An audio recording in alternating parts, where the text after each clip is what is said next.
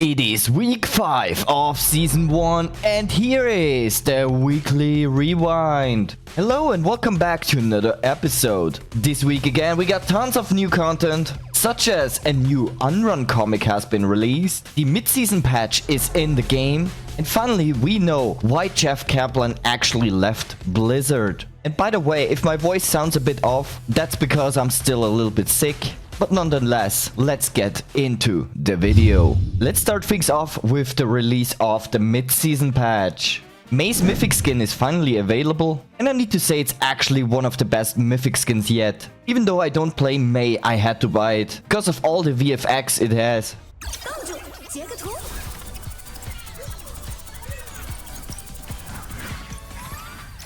So if you wanna get the hands on this skin, you can buy her for 80 prisms. The long-awaited Nier Automata collab has also launched in Overwatch, and it includes 5 new skins with tons of other cosmetics. And some of the skins have actually something unique that we haven't seen before. And it is this small robot that just floats right next to you. But don't worry, this is not a pay-to-lose skin, because only the allies can see this robot. But seeing this also brings me the idea, what if Overwatch is actually testing pets as a future cosmetic here? I mean, to be fair, how cool would it be to have some kind of pet next to you that always follows you? Let me know what you guys think about this idea. And with the mid-season patch, of course, we got brand new skins in the hero gallery that will be released in the upcoming weeks. In the background, you can already see what the skins look like, but we are not done yet with the mid-season patch.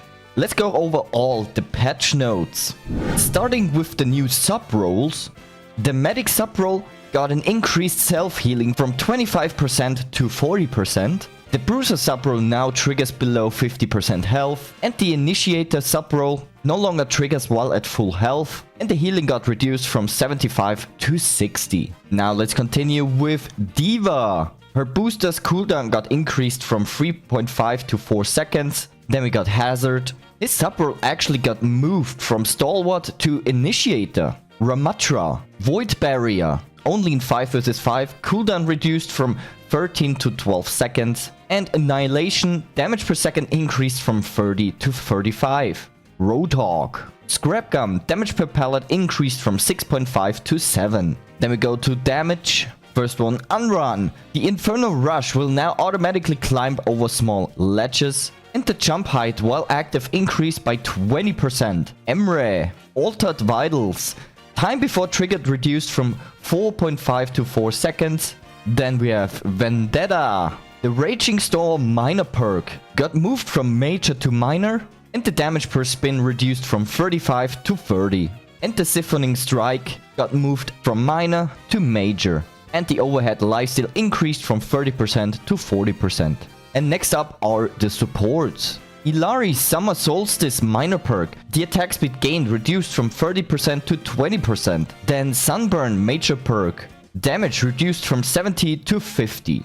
And we also have the Solar Rifle. Secondary fire maximum resources reduced from 3.5 to 3 seconds. Second to last is Jetpack Cat. The Territorial major perk got removed. The Claws Out major perk got moved from minor to major, and the cooldown reduced from 8 to 6 seconds. And the new perk added is called Ulterior Motive, which is a minor perk, and it is 15% of biotic projectiles healing is converted into fuel. And the last one is Mizuki. Remedy Aura. Radius increased from 10 to 12 meters. And the time before degeneration reduced from 2 to 1.75 seconds.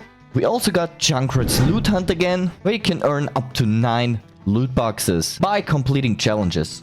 Also, the Drives event is almost here, and Twitter user WikiOW data mined the upcoming Drives signature. So here is what it looks like. Next, let's go over the Anran Comic.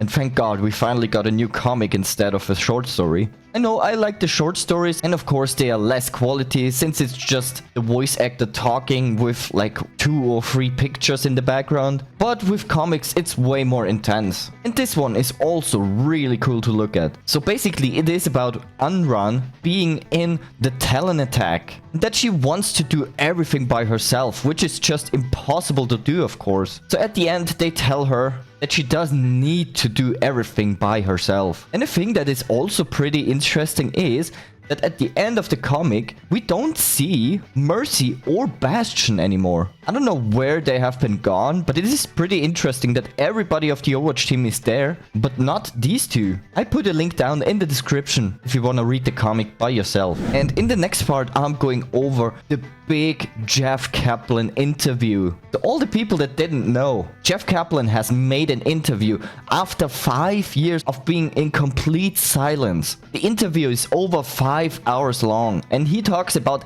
everything he did in his life. He did for World of Warcraft, Overwatch, or just Blizzard in general. And in the interview he revealed a lot of things, like for example why Project Titan actually failed, and all sorts of other details that have been going on in the background that we didn't know of. I can highly recommend you to watch the whole interview because it is so interesting. And in the interview he also revealed finally why he actually left. I mean, we already speculated before, and sadly the speculations were true. I'm just gonna play the whole clip. What it boiled down for me, like what sort of ultimately broke me in my Blizzard career, was I got called in the CFO's office, and he sits me down and he says,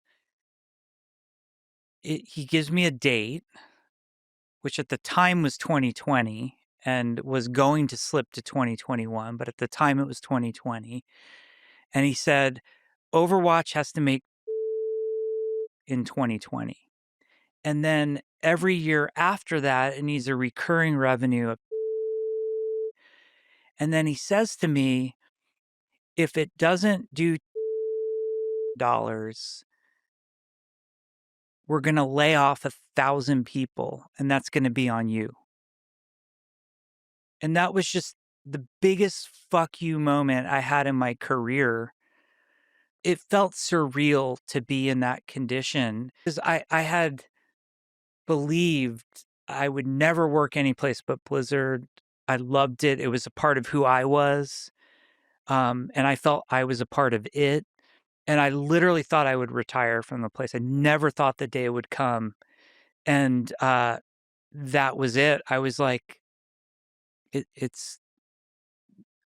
we're done here. Luckily for Blizzard, that CFO is no longer there. So yeah, that is pretty harsh. And if I would have been in the same situation, I would have left too probably. Then we also found out why actually the live service game of Overwatch got left behind. And it was actually the problem with the Overwatch League. The Overwatch League drained so many resources of Overwatch that they just couldn't keep up with the live game. So yeah, a lot of shit happened in the past behind the scenes that we've already kinda knew, but now we got the confirmation. So I'm very glad for the whole Overwatch team that they're finally out of this hell. And of course, still not everything is going well behind the scenes, I'm sure about that. But the acquisition from Microsoft just made it way better than before. And of course, I put a link down in the description of this one as well. Let me know what you guys think about this whole interview if you've watched it. So yeah, that's it with the video of this week. Make sure to subscribe to never miss any more Overwatch content.